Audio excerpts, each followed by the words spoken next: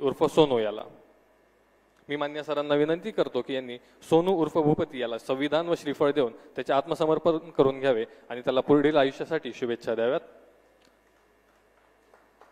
सोनू उर्फ भूपती हा आपल्या AK-47 रायफलसह मान्य मुख्यमंत्री सरांसमोर आत्मसमर्पण करीत आहे।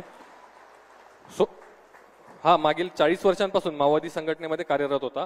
महाराष्ट्र शासनाच्या एकूण 60 लाख बक्षिसासह सर्व राज्यांमध्ये मिळून भूपती उर्फ सोनू याच्यावर एकूण 5.5 कोटी रुपयांपेक्षा अधिक बक्षीस जाहीर केले होते। आत्मसमर्पणानंतर पुनर्वसनासाठी केंद्र व राज्य शासनाकडून याला एकूण 25 लाख रुपये बक्षीस म्हणून मिळणार आहेत।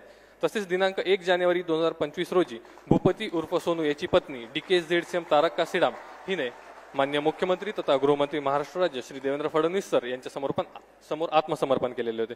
मान्य मुख्यमंत्री तथा गृहमंत्री महाराष्ट्र राज्य श्री देवेंद्र फडणवीस सर यांच्या प्रयत्नांमुळेच इतक्या मोठ्या प्रमाणावर मार्ग भरकटलेले माओवादी सदस्य आत्मसमर्पण करून ते लोकशाहीच्या मुख्य प्रवाहामध्ये सामील होत आहेत व त्यांचे जीवन सुखकर होत आहे। याबद्दल आजच्या या कार्यक्रम प्रसंगी सोनू उर्फ भूपती याची पत्नी तारक्का सीडाम यांच्याकडून मान्य मुख्यमंत्री सरांना पुष्पगुच्छ देऊन त्यांचे आभार व्यक्त केले जात आहेत।